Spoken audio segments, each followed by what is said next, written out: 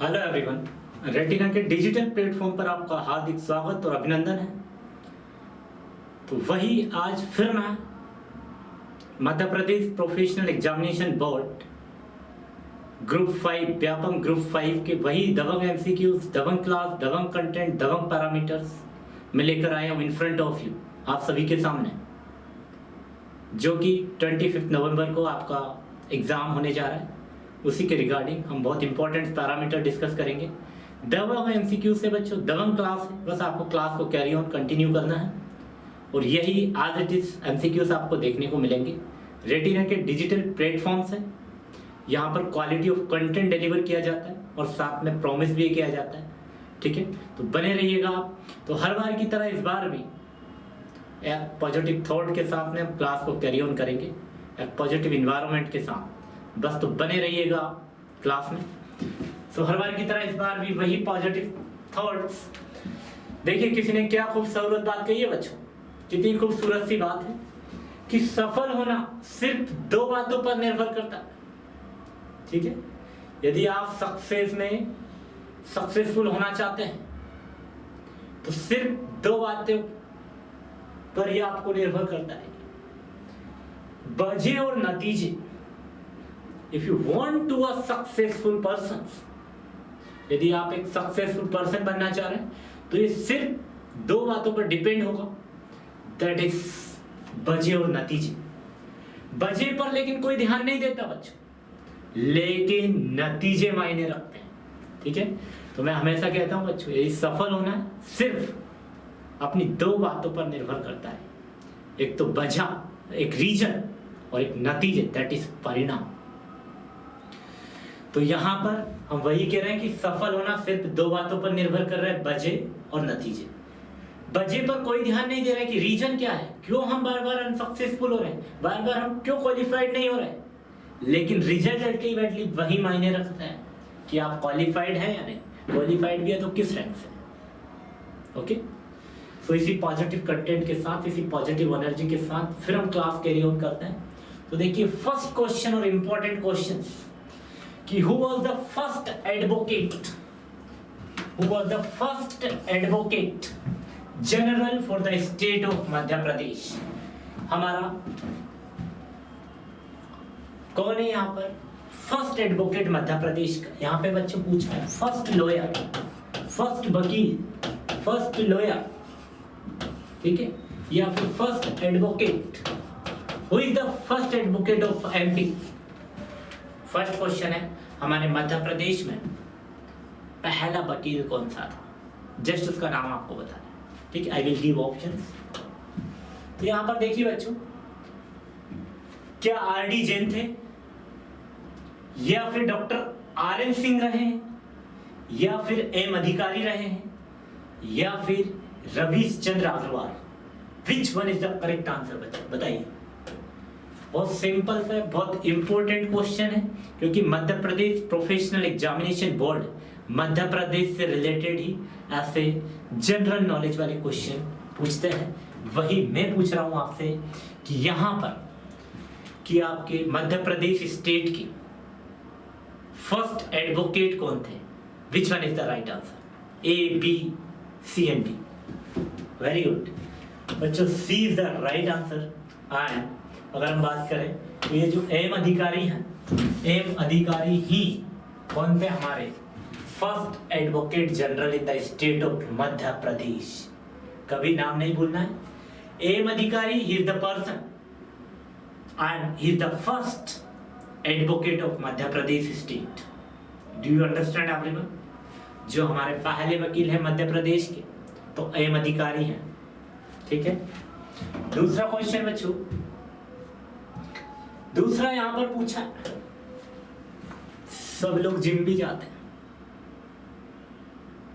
सब लोग physical activities करते हैं, लेकिन पहले जिम नहीं थी। पहले बच्चे कराटे खेलते थे लोग अखाड़े में जाके। वही क्वेश्चन है कि मध्य प्रदेश में इसका हेड ऑफिस कहां पर है? कराटे एसोसिएशन का। वही पूछा, where is the head office of karate, where is head office of Madhya Pradesh karate association located?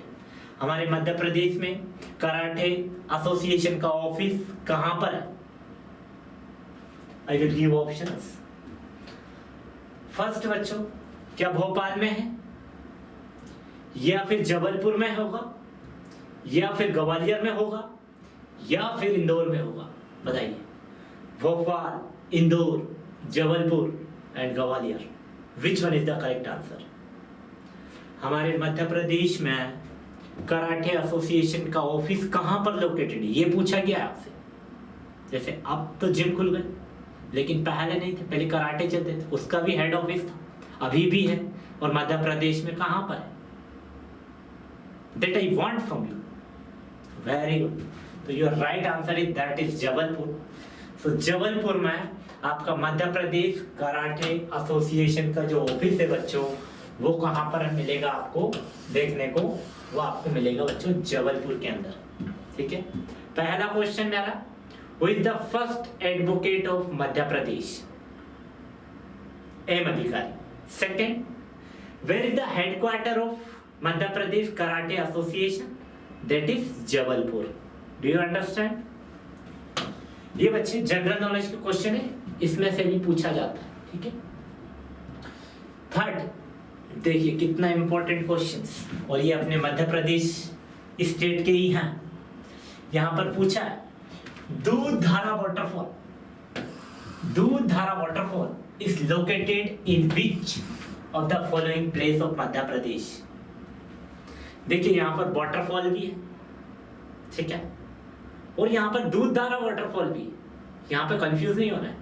यहां पर वाटरफॉल यदि आपसे पूछे, कभी कभी क्वेश्चन बनता है कि यहाँ पर वाटरफॉल कहाँ लोकेटेड है, तो आपका आंसर होना चाहिए बच्चों जबलपुर। यदि आपसे पूछा कि जबलपुर में कहाँ है, तो आपका आंसर क्या होगा? भेड़ाघाट। ठीक है। लेकिन यहाँ पे वाटरफॉल नहीं पूछा, यहाँ पर क्या पूछा है? दूधधारा वाटरफॉल। उसके आगे क्या लगा? इसने पूरा एमसीक्यूज बदल दिया है कि दूधधारा वाटरफॉल कहां पर है हमारे मध्य प्रदेश में। वाटरफॉल की अगर हम बात करें तो वो जबलपुर में है। जबलपुर में भी कहां पर है? तो वो आपका भेड़ाघाट में है। लेकिन वहां क्या पूछा बच्चों? I will give options. Indore में है क्या, जबलपुर में होगा, अमरकंटक में, या फिर ग्वालियर में? Which one is the correct answer? बताइए, which one is the correct answer? बेटा ग्वालियर में भी पूछे ना, तो आप बोलना कि ग्वालियर में क्या है? फोर्ट है, कोई भी वाटरफॉल नहीं है। इंदौर के अंदर कोई भी वाटरफॉल नहीं है। ठीक है। अब now you have only two options. Jabalpur में भी वाटरफॉल है और अमरकंटक में भी है। तो जबलपुर में मैंने आपको बताया यहाँ पर वाटरफॉल है, लेकिन दूधधारा वाटरफॉल कहां पर है? अमरकंटक। तो your right answer is that is C. C is the right answer कि अमरकंटक के अंदर है। Do you understand everyone? So यहाँ पर Amarkantak is the right answer. Dudhdhara waterfall is located in the Amarkantak in Madhya Pradesh. लेकिन आपसे वाटरफॉल का पूछे तो जबलपुर में भी कहां पर है? भेड़ाघाट। ओके। नौका विहार पूछते हैं आपसे, तो आपका आंसर क्या होगा बच्चों? नौका विहार। नौका विहार भी कहां पर है? तो वो भी आपका कहां पर है? भेड़ाघाट। लेकिन कभी आपसे पूछ लिया, ये भी पूछ सकते हैं, एमपीएमएसयू क्या है? तो एमपीएमएसयू एक यूनिवर्सिटी है। जितने भी मेडिकल के कोर्सेज हैं, लाइक पैरामेडिकल कोर्सेज है, डेंटल है, नर्सिंग है, मेडिकल है, मेडिकल में एमबीबीएस, पीजी, नर्सिंग में भी पूरे BSc, MSc, post basic, GNM, whatever, sorry GNM नहीं होगा, वो डिग्री कोर्स नहीं है, डिप्लोमा कोर्स है। तो इसी के अंदर पूरे कोर्स होते हैं। एक यूनिवर्सिटी है जिसका फुल फॉर्म क्या है? Madhya Pradesh medical science university. यदि इसको पूछे कि ये कहाँ लोकेटेड है, तो ये भी बच्चों आंसर क्या होगा आपको? जबलपुर। Do you understand? कभी कभी आपसे पूछे कि वहां पर एक मेडिकल कॉलेज है, उसका नाम क्या है? तो Netaji Subhash Chandra Bose NSCB medical college is located in the Jabalpur. Jabalpur से बनने वाले इतने क्वेश्चन हैं। अमरकंटक सिर्फ एक ही क्वेश्चन है जो कि दूध धारा वाटरफॉल के नाम से आप जान सकते हैं। यदि आपसे पूछे कि दूध धारा वाटरफॉल कहाँ पर लोकेटेड, वेयर इज लोकेटेड दूध धारा waterfall in Madhya Pradesh, Amarkantak. Okay, next question बच्चों, नेक्स्ट क्वेश्चन है आपका बहुत इंपॉर्टेंट है ये भी। यहाँ पे बोला है इन्हें कि मलाजखंड माइन, देखिए माइन आपने सुना, कॉल माइन, आपके बहुत सब दूर है कॉल माइन, इधर छिंदवाड़ा के पास में आपको मिलेगा, जुन्नार देव तरफ, ठीक है। लेकिन इन्हें बोला Malanjkhand mine in Madhya Pradesh pertain to which of the following minerals. अब बताइए, मलाजखंड एक प्लेस का नाम है, ठीक है, वो प्लेस कहाँ है, मध्य प्रदेश में है, और वहां पर कौन सा मिनरल आपको देखने को मिलेगा, ठीक है। अब वो मिनरल क्या हो सकता है, बॉक्साइट है, या फिर मैग्नीज है, या कॉपर है, या फिर limestone. Which one is the correct answer. यहाँ पर पूछा है बच्चे कि मिनरल, तो मिनरल वाटर हो सकता है, ऑक्साइड्स हो सकता, सॉरी मिनरल पूछा है यहाँ पर, मैग्नीज है, कॉपर है, लाइमस्टोन है, क्या है, which one is the correct answer बच्चों, बताइए। वेरी गुड, ये आपका कॉपर। तो कॉपर की अगर बात करें तो कॉपर सबसे ज्यादा कहाँ देखने को मिलता है, मध्य प्रदेश में। तो कॉपर के वायर, कॉपर की हर एक डिवाइस, हर एक इंस्ट्रूमेंट्स, हर एक जितने भी टूल्स हैं, तो वो कहाँ मिलेंगे आपको, कॉपर सबसे ज्यादा कहाँ पर है, मलाजखंड में, मध्य प्रदेश के अंदर मलाजखंड एक प्लेस का नाम है, वहां पर आपको कॉपर देखने को मिलता है, ठीक है। अब यही ऐसे जनरल नॉलेज के क्वेश्चंस हैं, और आपका यह राइट आंसर बच्चों that is copper, C is the right answer. Okay, next question बच्चों, अब यहाँ पे पूछा है which one of the following hypoglycaemic agents. आपको हाइपोग्लाइसेमिया हो गया तो आपको क्या देना चाहिए, बताइए। तो इसमें से कौन सा है, क्या डेक्सट्रोज हो सकता है जिसको हम डीएनएस कह सकते हैं, या फिर ग्लूकोज होगा, या फिर इंसुलिन होगा, या फिर बच्चों हमारा क्यूनिन होगा। बताइए which one is the correct answer, give me answer fast, बताइए। Which one of the following is a hypoglycaemic agents. क्या डेक्सट्रोज होगा बच्चों, या फिर ग्लूकोज होगा, इंसुलिन होगा, या क्यूनिन। क्यूनिन नहीं होगा बच्चों, ये है anti malarial medication, anti malarial medication या मेडिसिन। ओके, जब मलेरिया हो जाता है तो हम क्या देते हैं, क्लोरोक्यून, क्यूनिन। तो ये तो मैंने बाहर कर दिया, ये तो होगा नहीं। डेक्सट्रोज भी नहीं होगा, ठीक है, डेक्सट्रोज भी नहीं होगा। अब now you have only two options, B and C, which one is the correct, बताइए। नहीं होगा, ग्लूकोज भी नहीं होगा। ग्लूकोज कब देते हैं हम, डिहाइड्रेशन की कंडीशन में,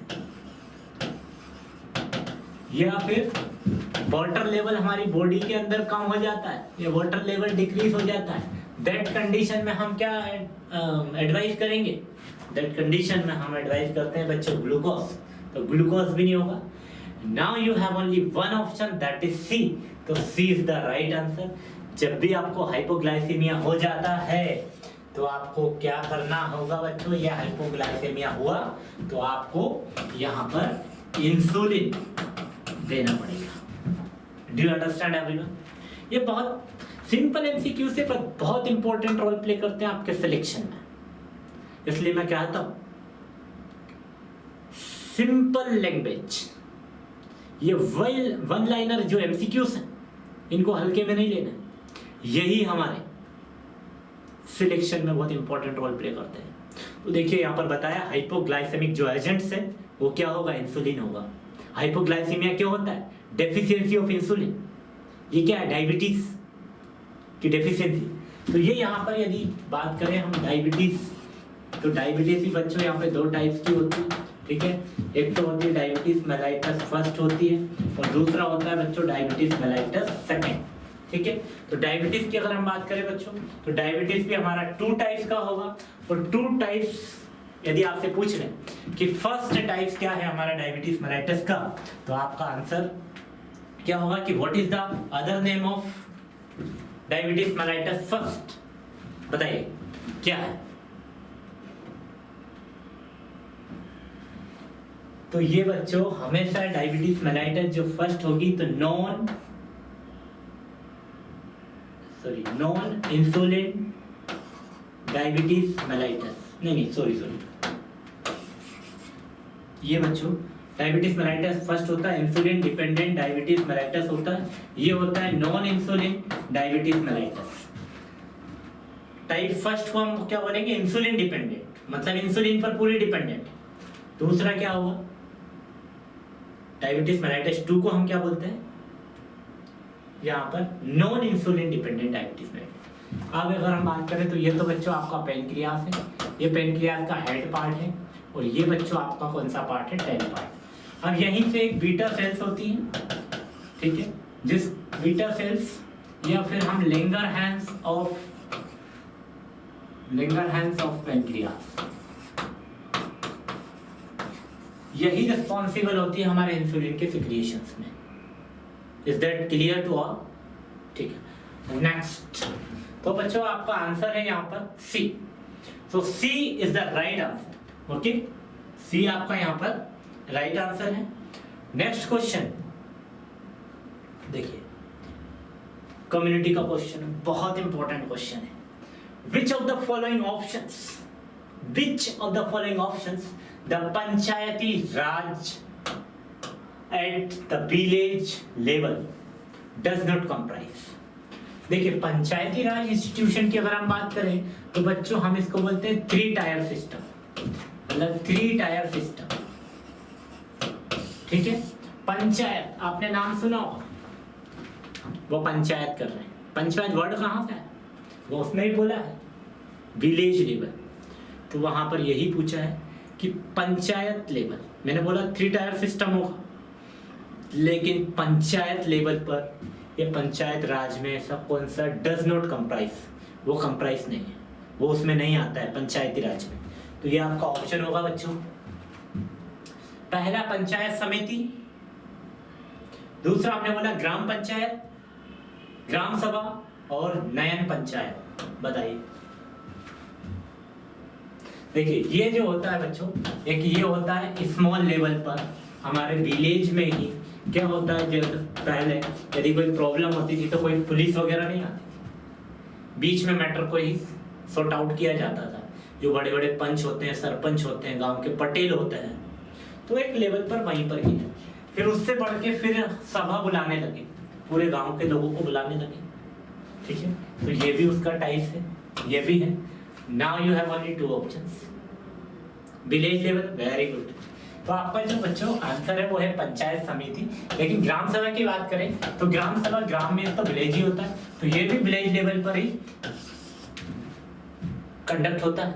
विलेज लेवल भी क्या होता है, प्रॉब्लम का सॉल्यूशंस होता है। तो आपका यदि पूछे पंचायती राज में विलेज लेवल पर क्या नहीं आता है, तो पंचायत समिति नहीं आती।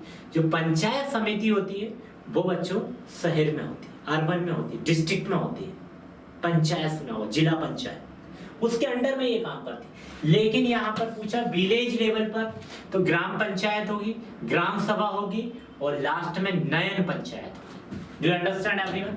तो आपका right answer is a is the right answer, that is panchayat समिति। नेक्स्ट बच्चों आपको मैं बता दूं, आपका और अपना नर्सिंग में भोपाल में best digital platform as well as physical infrastructures Retina nursing Academy में है।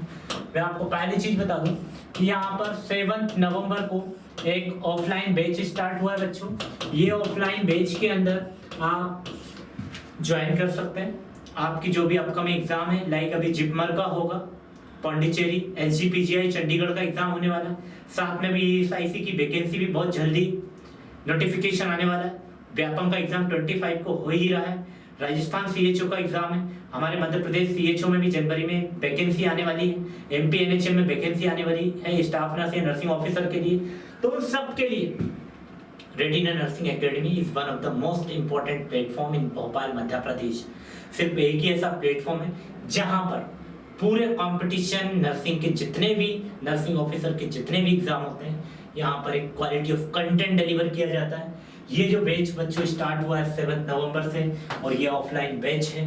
आपको ज्वाइन करना है इधर, तो आप गूगल प्ले स्टोर से retina nursing academy app download कर सकते हैं और वहां से आप रजिस्ट्रेशन भी कर सकते हैं। अदरवाइज रेटिना के हेल्पलाइन नंबर पर आप कॉल कर सकते हैं, अपना रजिस्ट्रेशन बुक कर सकते हैं और क्लास को ज्वाइन कर सकते हैं। इसकी खास बात मैं आपको बता दूं, MPCHU का पूरा तैयारी कराता है, साथ में मध्य प्रदेश प्रोफेशनल एग्जामिनेशन बोर्ड के लिए है, एम्स के लिए है, all India institute of medical science है यहाँ पर, साथ में नॉरसेट होगा बच्चों, साथ में ESIC होगा, एम्प्लॉय स्टेट इंश्योरेंस कॉर्पोरेशन के जितने भी हॉस्पिटल है, आर्मी हॉस्पिटल्स हैं, ठीक है, साथ में DSS भी होगा, रेलवे का एग्जाम, BHU और PNST एंड GNST, सभी के लिए आपको सिर्फ एक ही कोर्स लेना है। 7 नवंबर से जो स्टार्ट हुआ है, आप इसमें ज्वाइन कर सकते हैं।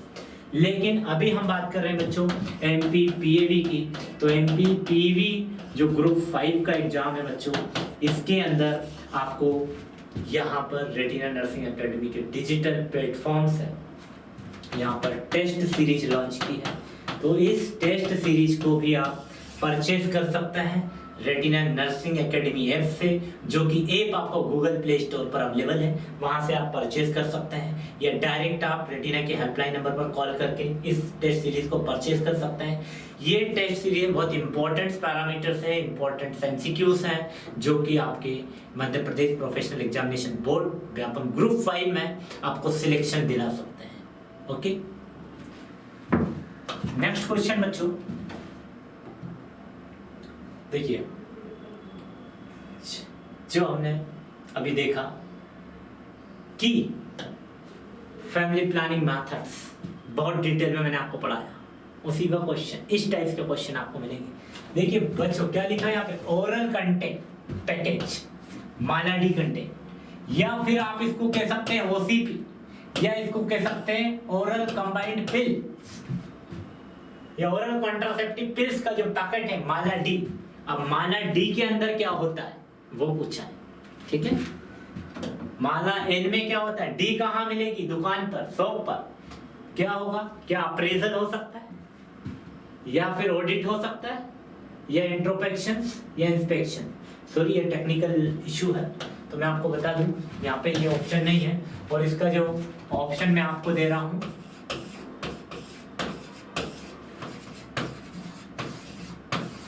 क्या बच्चों, लीवोनॉर्जेस्ट्रोल होगा, या फिर इसमें प्रोजेस्टिन होगा, या फिर बच्चों कॉन्डोम हो सकता है, या बच्चों प्रोजेस्टासाइड होगा। Which one is the correct answer? Levonorgestrel नहीं बच्चों, ये क्या है मैंने आपको बताया था कि इमरजेंसी पिल्स है, इमरजेंसी पिल्स, जिसको आप कह सकते हैं अनवांटेड 72 विद इन 72 आवर्स के अंदर में आपको लेना है, जिसको हम क्या बोलेंगे, लीवोनॉर्जेस्ट्रोल। कॉन्डोम होगा नहीं, क्योंकि ये क्या है, एक फिजिकल मेथड। प्रोजेस्टासाइड क्या है, ये थर्ड जनरेशन ऑफ IUCD। आपके पास ऑप्शन है that is B is the right answer, progestin. तो प्रोजेस्टिन कंटेन होता है हमारी माला डी के अंदर। Do you understand everyone? ठीक, नेक्स्ट क्वेश्चन बच्चों, यहाँ पे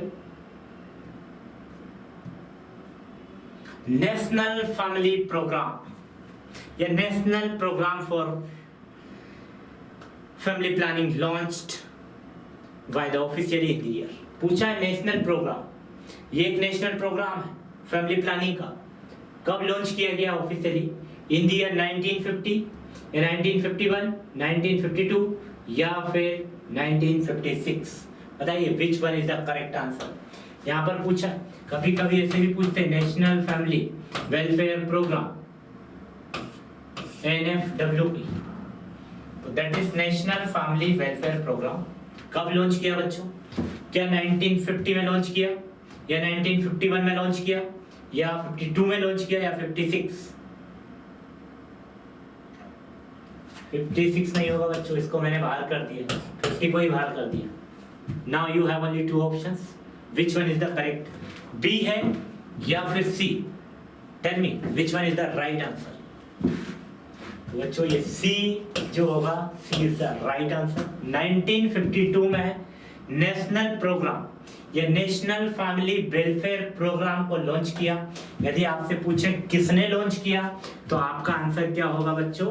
गवर्नमेंट ऑफ इंडिया। इसको लॉन्च किया है हमारी गवर्नमेंट ऑफ इंडिया ने लॉन्च किया है। और किसके अंडर में किया है तो वो आप बताएंगे, ministry of health and family welfare. ठीक है, ministry of health and family welfare में लॉन्च किया। Do you understand everyone? यदि नेशनल फैमिली वेलफेयर प्रोग्राम की बात करें, कब लॉन्च किया तो 1952 में लॉन्च किया। ठीक है, लॉन्च किसने किया तो हमारे गवर्नमेंट ऑफ इंडिया ने किया। गवर्नमेंट ऑफ इंडिया ने भी ministry of health and family welfare के थ्रू लॉन्च किया। ओके, नेक्स्ट क्वेश्चन बच्चों, इसका राइट आंसर जो है वो 1952 होगा।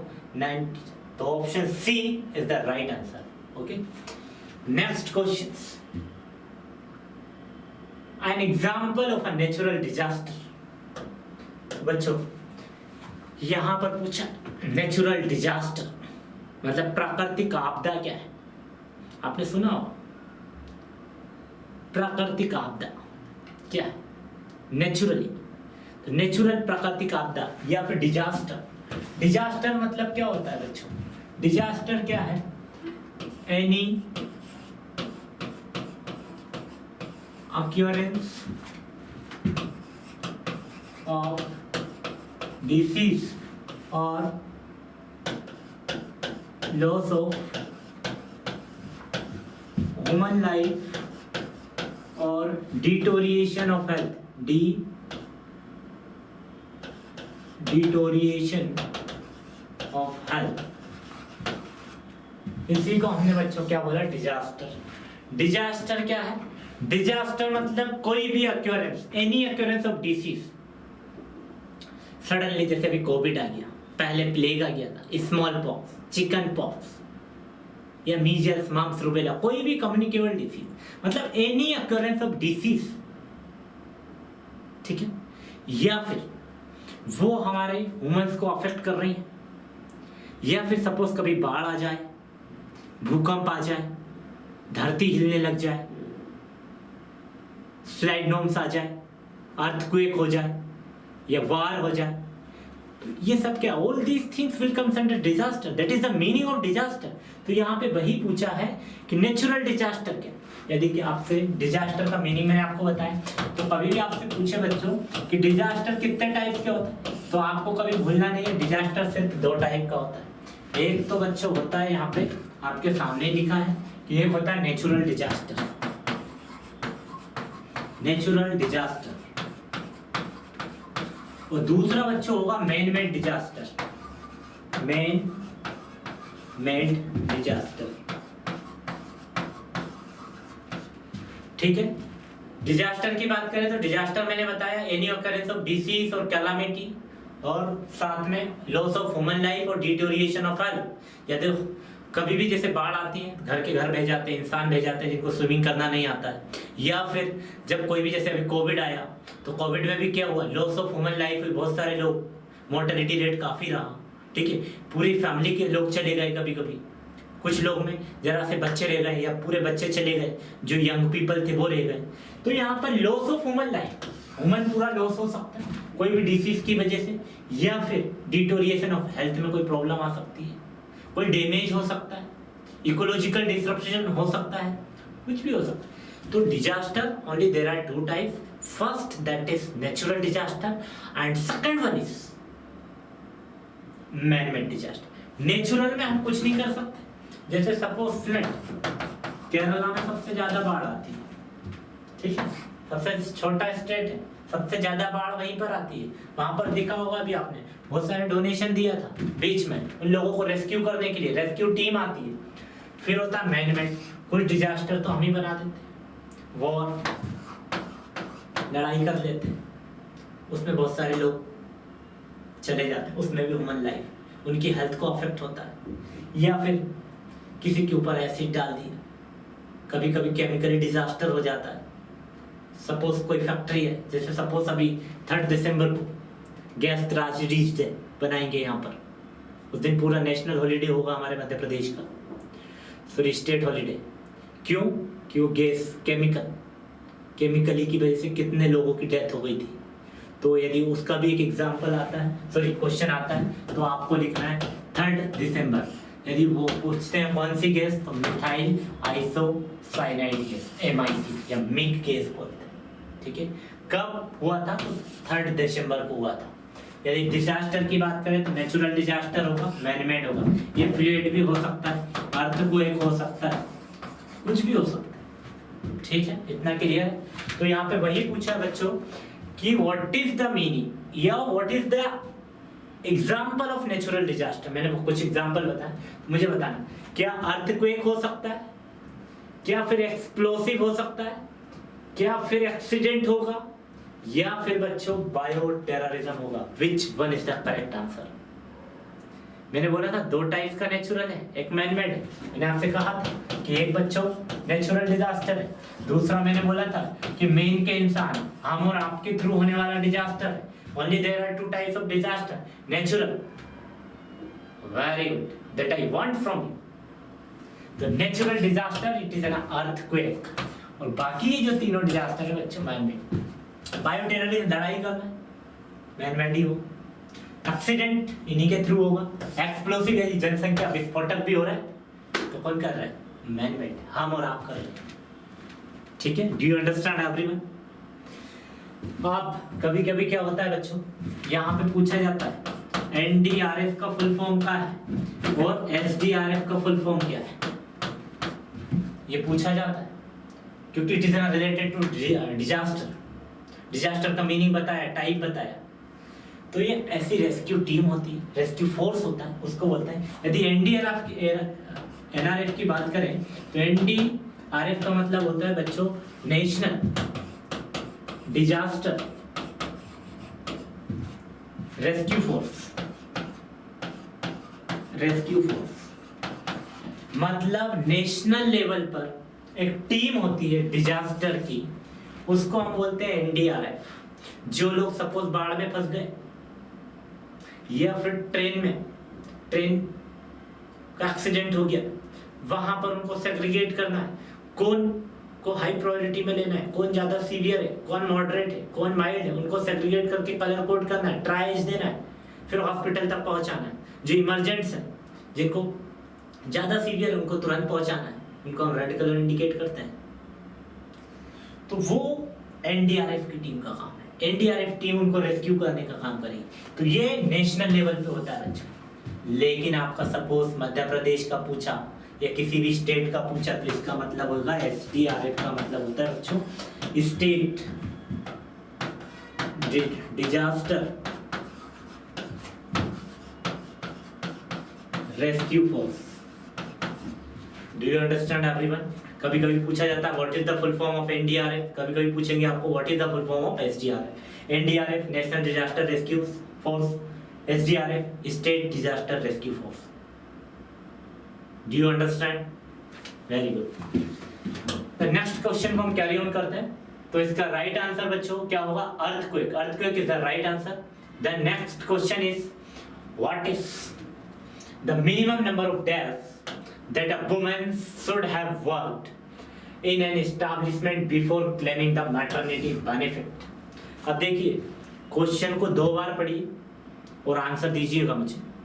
क्वेश्चन की लैंग्वेज समझिए कि what is the minimum number of days, मतलब कौन से कितने मिनिमम नंबर ऑफ डेज एक वुमन को काम करना चाहिए किसी भी इंडस्ट्री में या किसी भी एस्टैब्लिशमेंट में मैटरनिटी बेनिफिट लेने के लिए। Do you understand? सपोज कोई लेडी प्रेग्नेंट है, उसको मैटरनिटी लीव चाहिए अपनी खुद के लिए, अपने बच्चे की केयर के लिए, तो उसको कितने दिन पहले ज्वाइन करना होगा या उस ऑर्गेनाइजेशन में, उस पर्टिकुलर फर्म में, उस पर्टिकुलर कंपनी में या उस इंस्टीट्यूट में मिनिमम कितने दिन काम करना होगा, तब वो एलिजिबल होगी मैटरनिटी बेनिफिट्स के लिए। ओके तो ऑप्शन बच्चों यहाँ पे पहला, क्या 365 डेज मिनिमम 1 साल काम करेंगी तब उनको मैटरनिटी बेनिफिट मिलेगा, या फिर दूसरा 240 डेज या वो 9 महीने काम करेंगी तब उनको मिलेगा, या फिर 120 डेज या उसको मिनिमम 4 मंथ काम करना होगा, या फिर बच्चों यहाँ पर 2.5 मंथ्स 2.5 मंथ्स काम करना पड़ेगा, या फिर बताइए which one is the correct answer. बिल्कुल नहीं, इसको मैंने बाहर कर दिया। Now you have only 3 option B, C and D. 120 also नहीं देंगे। Now you have only 2 options B and D, which one is the correct. B भी नहीं होगा। तो बच्चों ये आपका 80 days is the correct answer. मैं आपको बता दूं,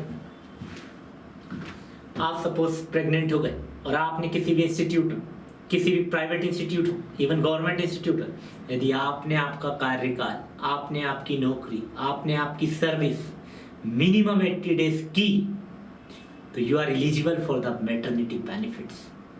आप उसके लिए योग्य हैं। आपको मैटरनिटी बेनिफिट मिलेगा मिनिमम 6 मंथ। 6 मंथ आप घर पर रहेंगे, कोई काम नहीं करेंगे। गवर्नमेंट या private institute they will pay, वो आपको पे करेंगे 6 मंथ का। That is the duration of maternity periods. Maternity benefits minimum आपको 80 डेज काम करना है। तो कभी भी मेरे डियर नर्स भूलना नहीं है, आपको क्या करना है, मिनिमम 80 डेज वर्क करना है किसी भी, कहाँ पर, कोई भी इंस्टीट्यूट में, किसी भी ऑर्गेनाइजेशन में, किसी भी फर्म में, किसी भी कंपनी में। यदि मैटरनिटी बेनिफिट चाहिए तो minimum 80 days. Do you understand everyone? Okay, तो आपका right answer that is D. So D is the right answer बच्चों।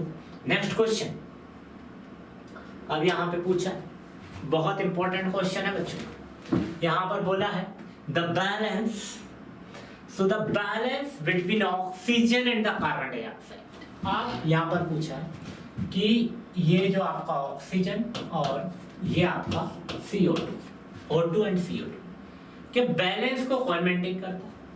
तो यहाँ पे लिखा था balance between oxygen and carbon dioxide. ये ऑक्सीजन, ये carbon dioxide in nature is maintained by, मतलब नेचुरली पूछा है यहाँ पर कौन मेंटेन करेगा ऑक्सीजन के लेवल को, साथ में हमारे कार्बन डाइऑक्साइड लेवल को। जो बैलेंस कौन बना के रखता है कि इन्वायरमेंट में कार्बन डाइऑक्साइड भी ज्यादा ना हो, ऑक्सीजन भी ज्यादा ना। तो ऑक्सीजन को और कार्बन डाइऑक्साइड के दोनों के बैलेंस को मेंटेन करने का काम हमारी इन्वायरमेंट में कौन करेगा, या नेचरली कौन करेगा? नेचर क्या है? तो फर्स्ट, क्या बरसात करेगी, रेन बारिश की वजह से हुआ, या फंगी, कोई भी मेहमान जो कि उसकी फंगी की वजह से होगा, या कोई एनिमल्स, क्या एनिमल्स करेंगे, एंड प्लांट्स। बताइए। वेरी गुड, सिंपल जरूर है बच्चों, पर लेकिन बहुत इंपॉर्टेंट रोल प्ले करता है। तो आपको बच्चा यहाँ पे मैं बता दूं कि plant is the right answer. मैं आपको बता दूं plant is the right answer बच्चों, क्योंकि जो हमारे पौधे हैं या जितने भी पेड़ पौधे हैं उनका काम होता है ऑक्सीजन का, ऑक्सीजन प्रोवाइड करने का, लेकिन कार्बन डाइऑक्साइड को भी बैलेंस में रखने का काम किसका है? प्लांट्स का, पौधों का। Do you understand everyone? इसलिए कहता हूं मैं हमेशा अपने बच्चों को, डोंट वेस्ट द पेपर्स। जो आप पेपर वेस्ट करते हो, अननेसेसरी कुछ भी लिख के कमेंट पास करके एक दूसरे को देते हो, don't do like this. If you do like this तो one day definitely you will suffer, आपको ऑक्सीजन भी नहीं मिलेगी। तो इसलिए पेपरलेस वर्क करिए, डिजिटल वर्क करिए, क्योंकि डिजिटलाइजेशन इंडिया है हमारा, डिजिटल वर्क करना है। जब हम डिजिटल वर्क करेंगे तो हमारा जो ऑक्सीजन और कार्बन डाइऑक्साइड का लेवल और बैलेंस हमेशा मेंटेन होगा नेचर के through. Because of population increase, population explosion हो रहा है, उसकी वजह से ट्रेन की भी 2-2, 3-3 लाइनें हैं, हाईवे, एक्सप्रेस हाईवे बन रहा है, डबल हाईवे बन रहा है, उसमें पेड़ हमारे कट रहे हैं, ऑक्सीजन नहीं मिल रहा। पेपर पेड़ की कटिंग से ही बन रहा है, तो लेवल नहीं बन पाएगा। यदि आपको जीना है तो फिर आपको क्या करना होगा? पेड़ को बचाना होगा। ठीक है, इसलिए विश्व पर्यावरण दिवस इसीलिए बनाया जाता है। कभी किसी को गिफ्ट करना है तो आप चॉकलेट, बिस्किट, डीओ, परफ्यूम ये मत दीजिएगा, क्लॉथ, आप सिर्फ क्या दीजिए, एक प्लांट्स, एक पौधा दीजिए। आगे जाकर कितने लोगों की जिंदगी ये बचा सकता है। ठीक है, तो आपका राइट आंसर क्या है बच्चों, plants. Next question, that is cooking in iron pots can destroy. अब बच्चों यहाँ पे बहुत इंपॉर्टेंट क्वेश्चन पूछा है। यदि आप खाना पका रहे हैं, यदि लोहे के खाने, यदि आपने खाना पकाया कुछ भी बनाने के लिए, कहाँ पे, आयरन के पॉट्स में या लोहे की कोई भी पॉट्स में या यूटेंसिल्स आपने यूज किया है, तो वो किसको डिस्ट्रॉय करेगा, बताइए मुझे। ये आपका फर्स्ट ऑप्शन, या वो विटामिन सी को डिस्ट्रॉय कर देगा, या फिर बच्चों आयरन को, या फिर बच्चों मैग्नीशियम को, या फिर आयोडीन को। विच one is the correct answer, बताइए। यदि आप आयरन के पॉट्स में, लोहे के पॉट्स में आप कुछ भी बना रहे हैं तो फिर वो किसको डिस्ट्रॉय करेगा, मैग्नीशियम नहीं, आयोडीन को भी नहीं। Now you have only two options and B, which one is the correct answer, tell me fast. देखिए बच्चों, आयरन का तो है, तो आयरन को तो बिल्कुल नहीं, that is first is the right answer, that is vitamin C. जब भी आप खाने के बर्तन जो कि लोहे से बने, आयरन के बने हैं, यदि आप उसमें कुकिंग कर रहे हैं तो आप समझ जाना, यदि उस वेजिटेबल्स में या उस इंग्रेडिएंट्स में विटामिन सी है तो वो डिस्ट्रॉय हो जाएगा। और विटामिन सी कितना नेसेसरी मैं आपको बता दूं, vitamin C to help absorption of iron, absorption of iron. तो जो अच्छा विटामिन सी है ना, वो क्या करता है, आपके आयरन के, जो भी आप आयरन है आपकी बॉडी के अंदर खून है, उसका एब्जॉर्ब कराने का काम विटामिन सी करता है। तो आज से आयरन के पॉट्स में खाना बनाना बंद कर देना। ओके, तो आपका आंसर, यदि कोई पूछ रहा है कि cooking in the iron pots can destroy, that is vitamin C destroy हो जाता है। ओके, नेक्स्ट क्वेश्चन बच्चों, यहाँ पे हाँ, अब यहाँ पे पूछा है कि विच of the following is not included in staff development activities. Suppose आप कहीं काम कर रहे हैं तो उसमें स्टाफ डेवलपमेंट एक्टिविटीज कौन सी नहीं है, इनमें से बताइए मुझे। क्या कंटिन्यूइंग नर्सिंग एजुकेशन नहीं है, या फिर इन सर्विस एजुकेशन नहीं है, या फिर ओरिएंटेशन नहीं है, या फिर प्रमोशन नहीं है, बताइए which one is the correct answer. आप कहीं भी काम कर रहे हैं, यदि आपका डेवलपमेंट हो रहा है तो इनमें से किससे डेवलपमेंट नहीं हो रहा है स्टाफ का, मुझे बताइए। देखिए सीएनई, इसको हम बच्चों सीएनई भी कहते हैं। तो सीएनई जो होगा, तो सीएनई क्या, एक कंटिन्यूइंग नर्सिंग एजुकेशन, ये हम लेंगे तो क्या होगा, हमारा तो डेवलपमेंट होगा।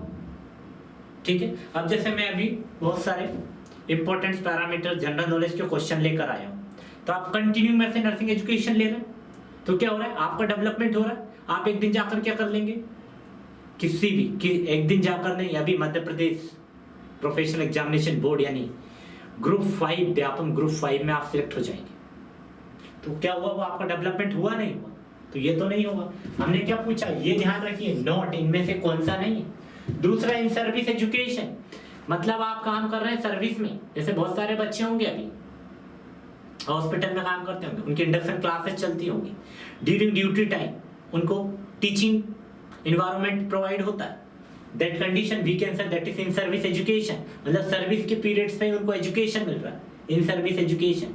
गवर्नमेंट जैसे बीएससी नर्सिंग करके आपका जॉब लग गया, उसके कुछ ईयर्स बाद गवर्नमेंट खुद आपको एमएससी करने के लिए एक इंस्टीट्यूट भेज देती है और आपको सैलरी भी देती है और साथ में आपकी एमएससी की पूरी फीस भी पे कराती है, that condition we can say in service education, मतलब सर्विस में रहते हुए हमने एजुकेशन लिया।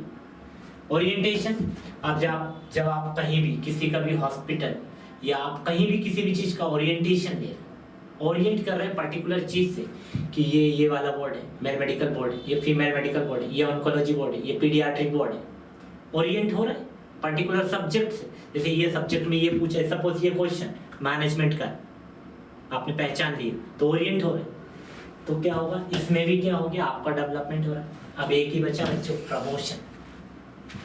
तो प्रमोशन से कभी भी स्टाफ डेवलपमेंट एक्टिविटीज में नहीं आता है, आपका डेवलपमेंट नहीं होगा। सपोज आपको ऐसा नर्सिंग ऑफिसर से वहां पर नर्सिंग सुपरिटेंडेंट बना दे, आप कोई भी नर्सिंग एजुकेशन ना ले, कुछ नहीं ले, और आपको प्रमोशन दे दिया, तो आपका डेवलपमेंट होगा? बिल्कुल नहीं होगा। तो option D is the right answer.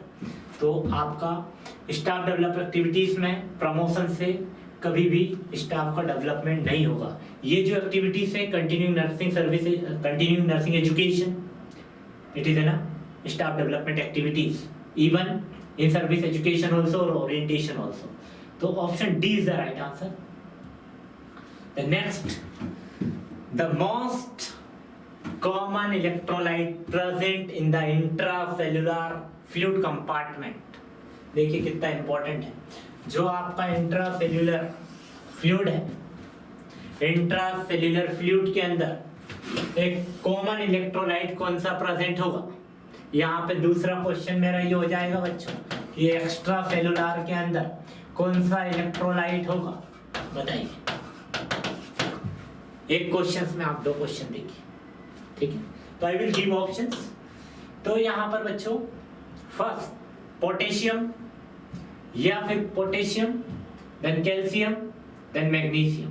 बताइए which one is the right answer. Intracellular compartment में कौन सा इलेक्ट्रोलाइट्स कॉमनली आपको देखने को मिलेगा? बिल्कुल नहीं, डी तो मिलेगा ही नहीं बच्चों। तो ये आपका राइट आंसर बच्चों, A and B is the right answer. यहां पर सोडियम था, ठीक है, ठीक है। तो आपका ए इज द राइट आंसर। तो आपसे यदि कभी पूछे कि इंट्रासेल्युलर कंपार्टमेंट में या इंट्रासेल्युलर फ्लूइड में आपको सबसे ज्यादा जो कॉमनली इलेक्ट्रोलाइट देखने को मिलेगा, तो वो बच्चों क्या होगा? पोटेशियम होगा। ये गुड क्वेश्चन बनता है कि major sources of potassium, major sources of potassium कहाँ पे सबसे ज्यादा पोटेशियम किसमें देखने को मिलता है? तो वो है सिर्फ बनाना। तो banana is the main sources of potassium. सबसे ज्यादा जो पोटेशियम मिलेगा तो वो आपको बनाना में मिलेगा। Do you understand? यदि मेजर सोर्सेस ऑफ, यदि आपसे पूछा major sources of protein, major sources of protein, तो आपका आंसर बच्चों क्या होगा यहाँ पे? सोयाबीन, ठीक है। लेकिन आपसे यहाँ पर पूछा इंट्रा, तो इंट्रा का तो आप आईपी से याद रखना, इंट्रासेल्युलर में सिर्फ पोटेशियम होगा। लेकिन यहीं पे यदि आपसे पूछ रिया कि एक्स्ट्रा सेलुलर फ्लूइड में सबसे मोस्ट कॉमन इलेक्ट्रोलाइट्स जो है वो कौन सा होगा? तो बच्चों ये होगा sodium. Do you understand everyone? ठीक है। नेक्स्ट,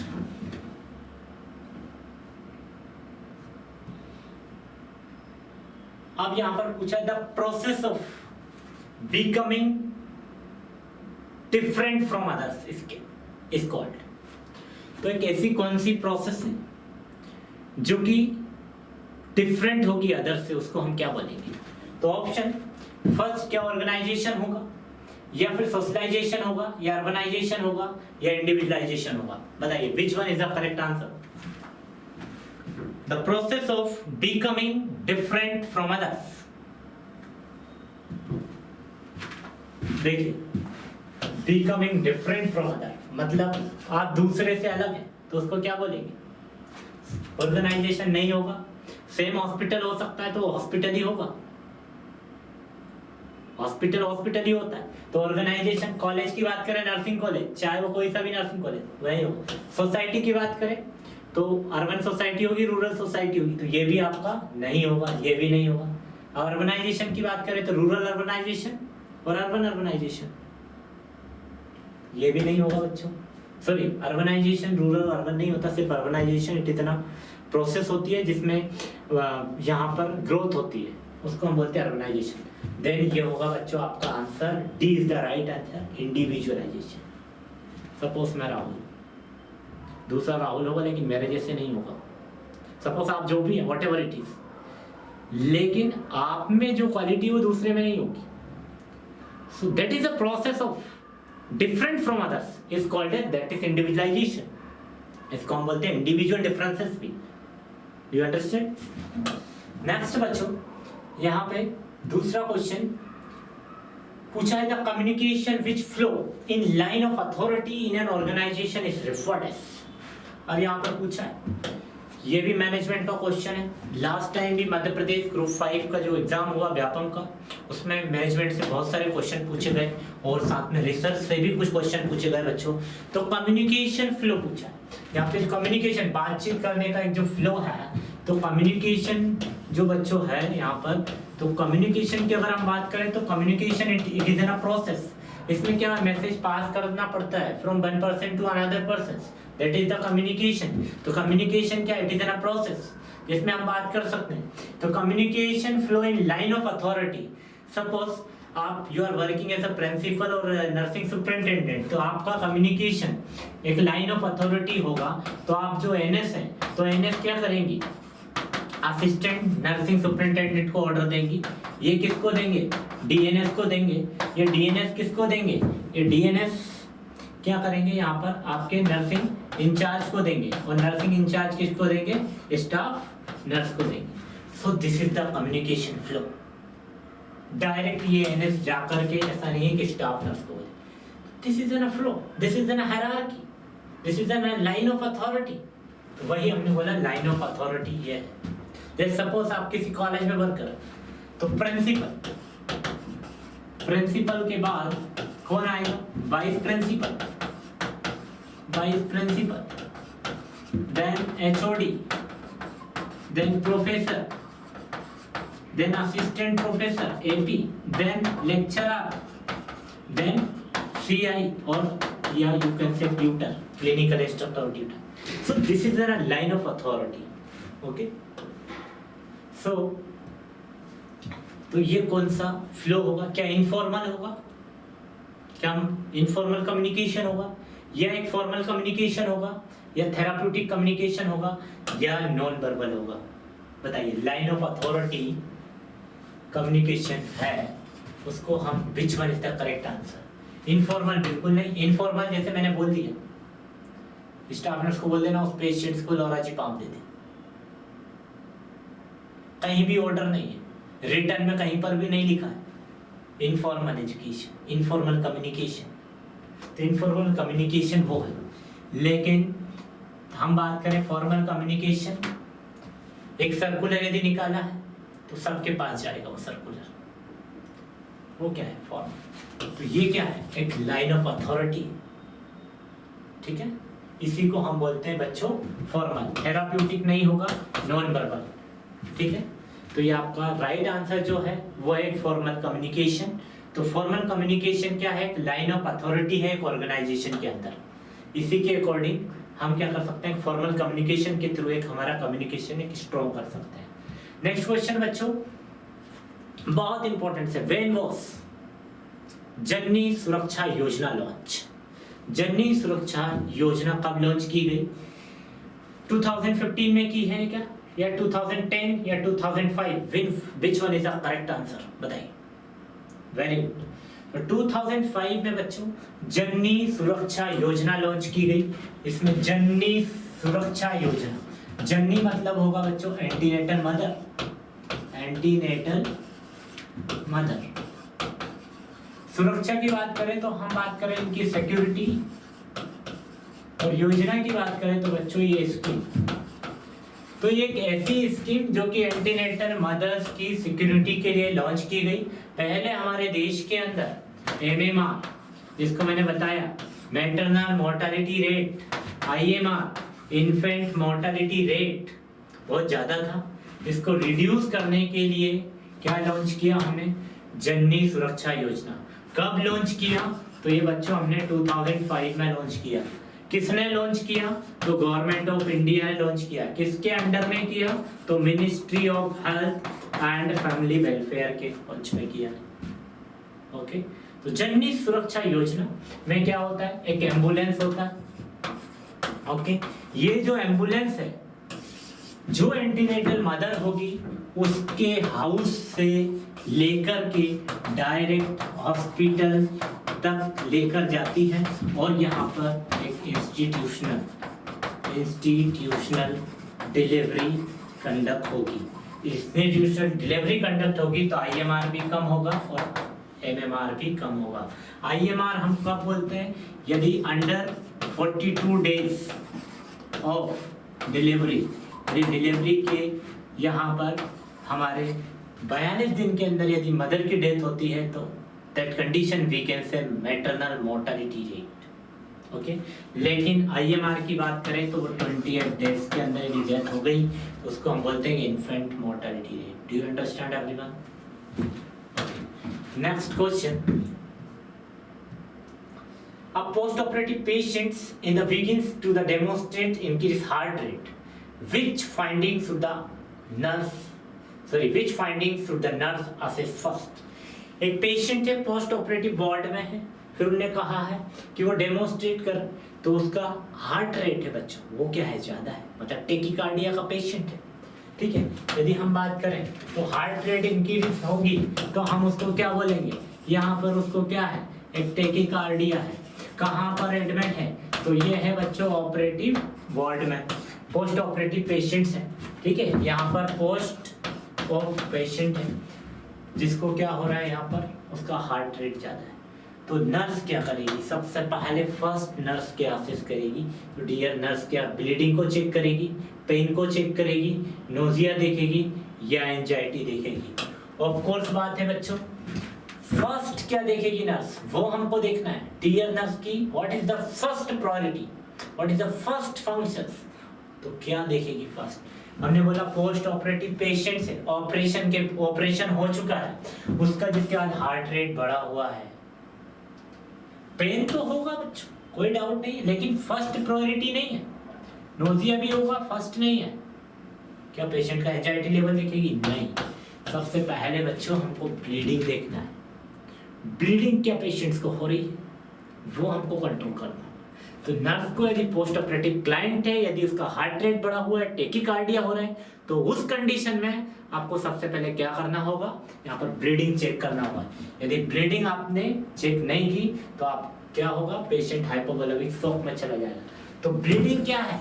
ब्लीडिंग क्या है? हमारा फर्स्ट प्रायोरिटी। यहाँ पर भी वही पूछा है कि फर्स्ट प्रायोरिटी, तो वो होगा ब्लीडिंग। ब्लीडिंग चेक करना है। ब्लीडिंग चेक करना है क्यों? तो जब ब्लड का लेवल कम होगा तो क्या होगा? टेकिकार्डिया हो जाएगा। टेकिकार्डिया से धीरे धीरे पेशेंट हाइपोवोलेमिक शॉक में जा सकता है। ठीक है, हाइपोटेंशन हो सकता है। So these are the condition. It will comes under the post-operative clients. Next question बच्चों, women of reproductive age refers to the all women's aged. अब यहाँ पर पूछा है बच्चों कि reproduction मतलब एक वुमेन कब तक रिप्रोड्यूस कर सकती है चाइल्ड को? रिप्रोडक्शन एज क्या है?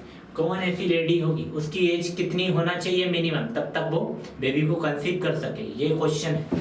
तो पहला एज जो होगा बच्चों, क्या वो 18 to 45 है, या फिर 15 to 49 होगा, या फिर 21 to 45 होगा, या last 18 to 40 years? Which one is the correct answer? Give me answer fast. Don't waste the time. Which one is the correct answer? Tell me fast. बताइए which one is the correct? तो यहाँ पर बच्चों मैं बता दूं कि reproductive age हमने किसको बोला? हमने बोला 12 to 13 years में क्या होता है? मीनार्की स्टार्ट हो जाती है। सॉरी, हाँ, मीनार्की। मीनार्की क्या होता है बच्चों? First MC. तो जैसे ही फर्स्ट एमसी आया तो मतलब इस एज में, या फिर कुछ ऐसी वुमेन्स होती हैं जिनको लेट भी होता है तो 15 से भी स्टार्ट होता है। अब बात करें अगर हम 45 ईयर्स एज या फिर मोर देन 45 ईयर्स की जो एज होती है उसमें हो जाता है मोनोपॉज। मोनोपॉज का मीनिंग क्या होता है बच्चों? यहाँ पर स्टॉप एमसी। अब स्टॉप एमसी होगी, ओवुलेशन नहीं होगा तो बच्चा बनेगा क्या? फर्टिलाइजेशन होगा क्या? नहीं होगा। तो यहाँ पे ये आपका मैंने कॉन्सेप्ट इतना क्लियर किया है। मेनार्की कब स्टार्ट होगी? 12 to 15 और 13 एज में फर्स्ट एमसी जिसको कहेंगे। लेकिन अगर हम बात करें मोर देन 45 इयर्स एज है तो उसको हम बोलते हैं मेनोपॉज।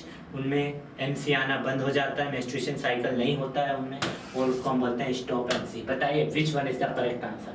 Very good. तो आपका जो आंसर है बच्चों B is the right answer. ठीक है, तो बच्चों आज की क्लास यहीं तक थी, फिर हम कल मिलते हैं। तब तक के लिए नमस्कार, जय हिंद, जय भारत।